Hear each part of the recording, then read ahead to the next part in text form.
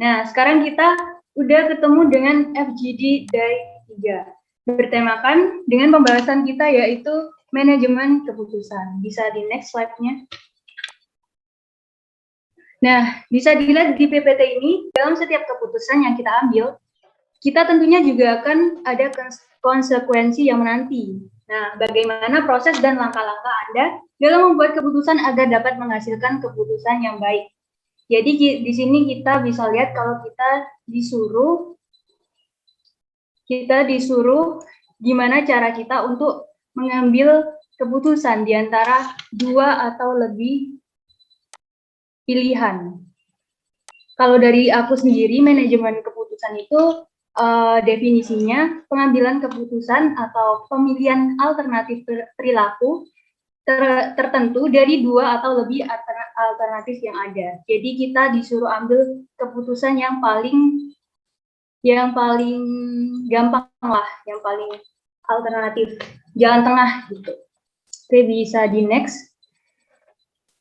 Nah, di sini ada suatu permasalahan, yaitu jika Anda dihadapkan dengan keadaan di mana ada 2 rapat dengan jam yang sama, ketua dari rapat mewajibkan seluruh anggota, termasuk Anda, harus datang pada rapat tersebut, dan Anda memegang jabatan yang penting pada kedua rapat tersebut. Maka, apa yang akan Anda lakukan jika kedua rapat tersebut dilakukan secara luring, dan apa yang dilakukan jika rapat dilakukan secara daring? Ya, mulai bisa dilihat di permasalahan ini. Misalnya misalnya aku di Himativa jadi sekretaris. Terus kan itu suatu jabatan yang penting ya. Jadi aku harus mengikuti setiap rapat di Himativa. Sedangkan di fakultas aku menjadi bendahara. Nah, bendahara juga jabatan yang penting. Terus ada rapat di hari yang sama. Nah, gimana cara, misalnya aku adalah kalian, gimana cara kalian untuk menghadiri 2 rapat tersebut? Karena kalian menjabat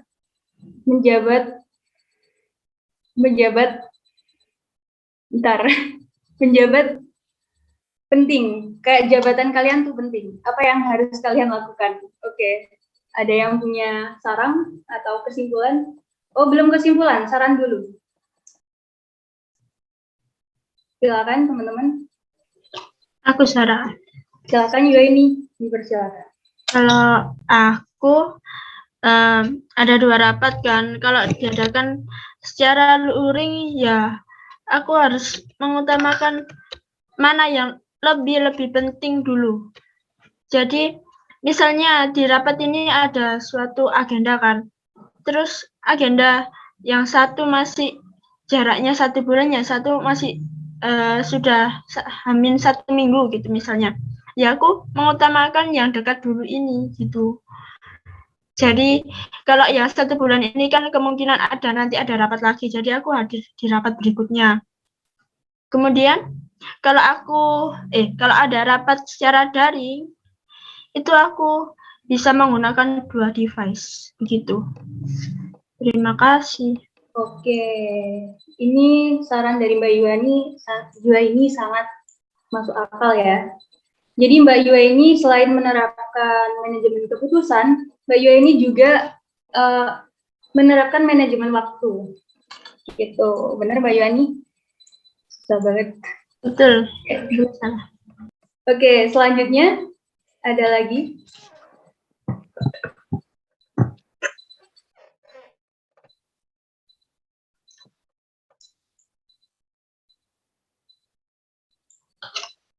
Barangkali teman-teman ada yang mempunyai masukan untuk permasalahan kali ini, bisa dipersilakan Oli. Saya ada masukan. Monggo. Ini kalau misal kita anggap dua-duanya sama-sama wajibnya, sama-sama pentingnya, kalau menurut saya mau nggak mau tetap harus milih salah satu, tapi tetap memberi amanat atau pesan di forum yang satunya. Jadi mungkin kalau dipaksain ikut dua-duanya agak susah ya insya Allah. Nah, jadi mungkin tetap ikut salah satu, yang satunya diamanatkan ke siapa gitu. Oke, berarti kayak ada bendara satu, bendara dua gitu ya. Misalnya Mas Rama adalah bendara satu, maka Mas Rama mempasrahkan ke bendara dua. Ya, betul. Benar banget, aku juga setuju kalau kalian gitu. Selanjutnya, apakah ada lagi?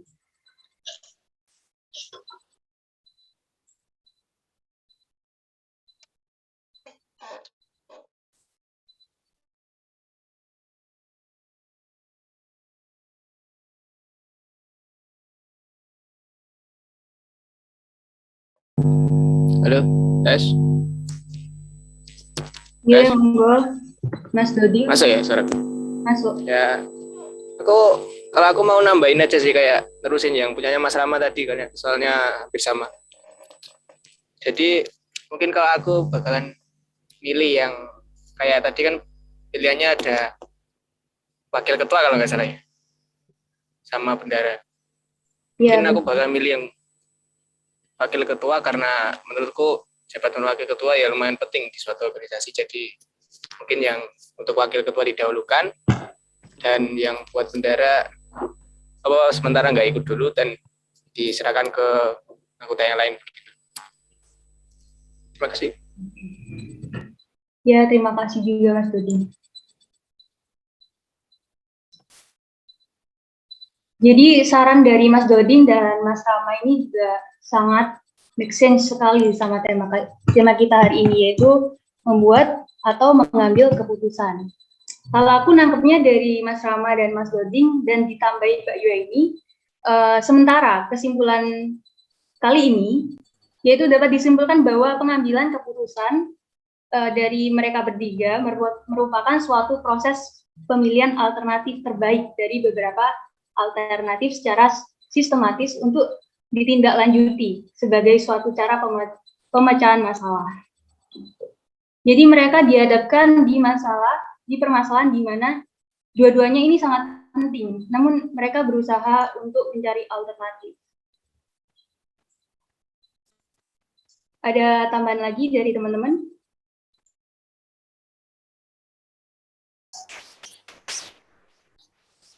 Saya ingin menambahi dari teman-teman tadi. Ini kan kata Mas Rama tadi kan kita saat melakukan kan harus saat mau izin di salah satu forum, kita harus memberi amanah kepada teman-teman yang lain atau yang bisa diamanahi. Misal saya menjadi sekretaris satu dan itu tadi bendahara satu. Nah, saya akan memilih sekretaris satu dulu karena apa? Di sini kan saya tugasnya sekretaris kan mencatat notulen. Jadi mau tidak mau kita harus mencatat setiap semua masalah. Nah, kalau bendahara kan masih bisa ada backingan ke bendahara dua. Nah, terus nanti kita memberi amanah kepada bendahara dua dan tidak lupa kita berpesan apa saja tadi yang dirapatkan oleh forum tersebut, forum yang kedua itu tadi. Itu aja sih tambahannya. Oke, berarti setelah Mas Rafiq mempasrahkan tugasnya ke rekan kerjanya, berarti Mas Rafiq beralih ke rapat yang pertama gitu ya? Iya, betul. Oke. Berarti untuk menerapkan manajemen keputusan ini bisa dibilang kita harus punya partner ya, kayak sekretaris satu, sekretaris dua, bendara dua, ketua, wakil gitu ya, biar acaranya bisa kita bagi. Menerapkan antara manajemen waktu dan manajemen keputusan. Oke, ada lagi yang mau menambahkan?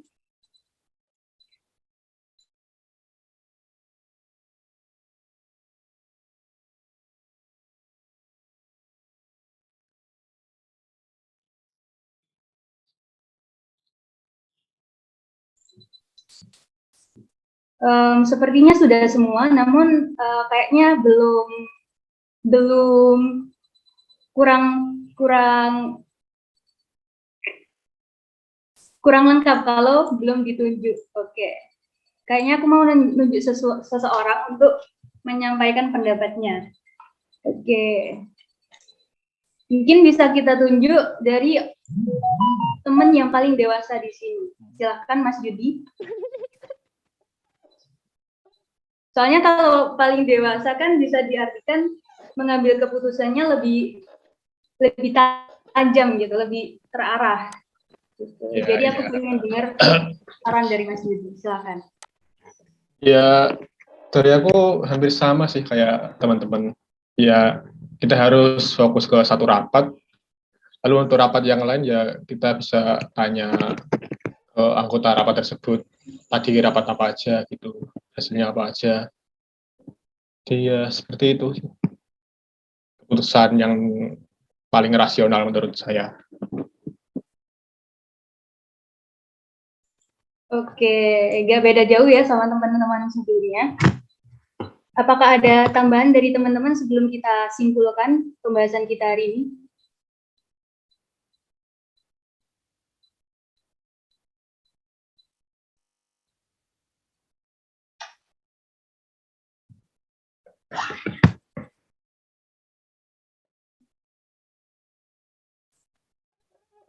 Sudah? Tidak ada?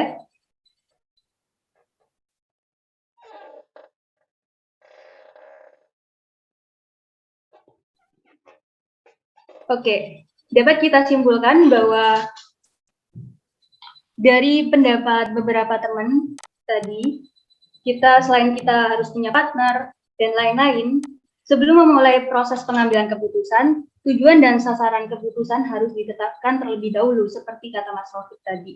Terus, kita harus mikirin juga apa hasil yang harus dicapai dan apa ukuran pencapaian hasil tersebut. Gitu. Misalnya kalau kita jadi ketua di HIMA, berarti kalau ketua kan penting banget tuh. Jadi kita harus datang di HIMA daripada dan menyerahkan manajemen keputusan ke rekan kita di organisasi satunya. Oke. Jadi itu sih dari aku kesimpulannya. Namun kalau dari teman-teman ada tambahan kesimpulan juga bisa menambahkan.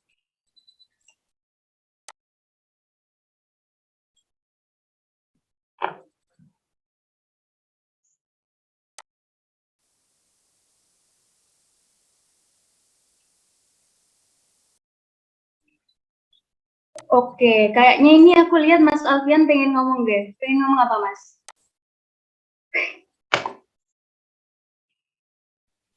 Enggak, itu udah semuanya udah menurut saya udah dari teman-teman udah cukup lengkap dan sepemikiran dengan saya ya seperti itu. Seperti kalau dua-duanya sama ya harus diwakilkan, kalau nggak diwakilkan emang benar-benar harus dikorbankan salah satu, kan juga nggak masuk akal kalau ikut di dua tempat secara bersamaan kecuali kaki bunsin kan nggak masuk akal. Jadi mau nggak mau kalau nggak diwakilkan ya kita harus mengorbankan salah satu. Itu sih dari saya, cuma ya cukup sama dengan teman-teman yang tadi. Sekian, terima kasih. Oke, mantep banget. Kalau dari Mas Nopal gimana nih Mas Nopal? Halo. Iya Mas, kedengaran suaranya. Ya sama sih seperti teman-teman juga harus, kan ya nggak mungkin kita membelah diri jadi dua untuk bergabung ke rapat kedua-duanya, kan harus korbankan salah satunya yang paling penting.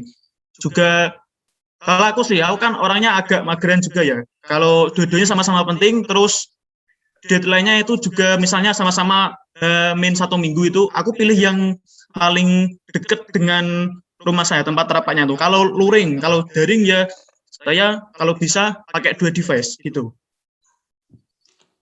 Oke, sama kayak Mbak Yua ini ya. Tapi kesimpulan dari Mas Nopal ini juga selain sama dengan Mbak Yua ini, juga mewakilkan saran-saran dari teman-teman sebelumnya. Keren banget. Ada lagi dari teman-teman?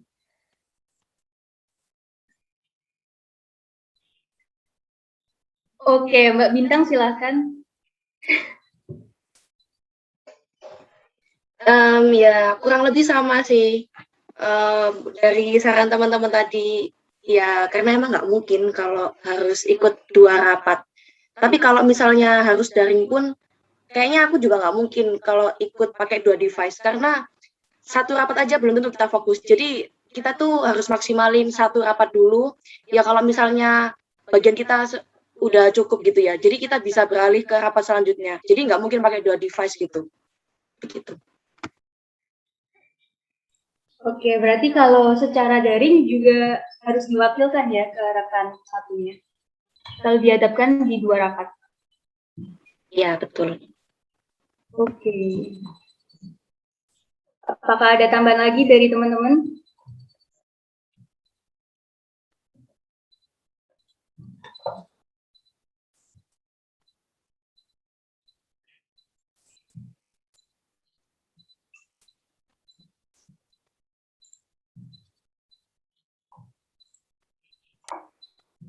Apa mau kita tunjuk lagi nih? Kesimpulan terakhir deh. Silakan Mas Rafif.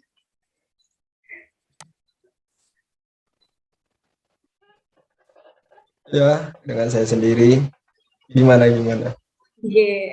Gimana kalau Mas Rafif dihadapkan di suatu permasalahan, yaitu Mas Rafif punya jabatan yang cukup penting di 2 organisasi, namun 2 organisasi itu sedang mengadakan suatu rapat, baik secara luring maupun daring. Apa yang harus Mas Rafif lakukan? Itu rapatnya itu dilaksanakan H-1 itu secara bersamaan atau gimana ya? Atau ada jangka waktunya gitu? Kalau dilihat dari PPT ini sih rapatnya penting dan dilakukan secara bersamaan dua-duanya. Nggak tahu H-1 atau berapa gitu. Kalau misalnya secara daring sih kan kita kan sama-sama misalnya saya ini sama-sama penting lah di organisasi itu. Nah, saya pakai gini lah untuk daring.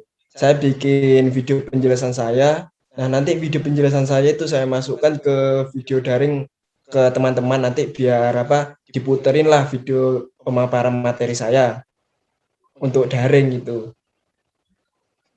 Paham nggak yang saya maksud? Paham, Mas. Oke. Untuk luring sendiri sih ya seperti teman-teman, samalah pemikirannya. Mengutamakan yang penting. Begitu. Oke.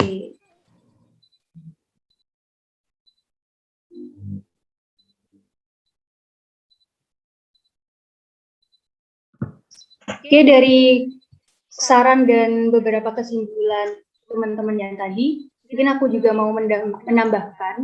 Jadi dalam manajemen keputusan ini membuat sejumlah kita kayaknya harus cari alternatif memang ya.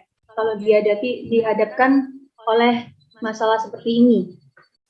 Kalau aku dengan cara membuat sejumlah alternatif yang diperkirakan akan dapat menjadi jawaban dalam pemecahan masalah itu. Karena berbagai alternatif itu dibuat akan bisa, gimana ya cara ngomongnya? Berbagai alternatif yang kita udah tentukan itu bisa dibuat untuk dipilih jadi yang paling menguntungkan dalam masalah tersebut. Demikian pula berbagai alternatif peluang bagi yang membuat keputusan menyangkut masa depan organisasi. Tuh. Oke, mungkin cukup sampai di sini FGD Day 3 kita tentang manajemen mengambil keputusan. Oke, terima kasih dan sampai jumpa. Oke, keren pendapat kalian. Aku izin masuk ya. Mungkin ini sih, kalau misalkan ini tadi kalian udah pakai buat video atau kayak gimana, itu kan mungkin ada dari beberapa teman yang belum ikut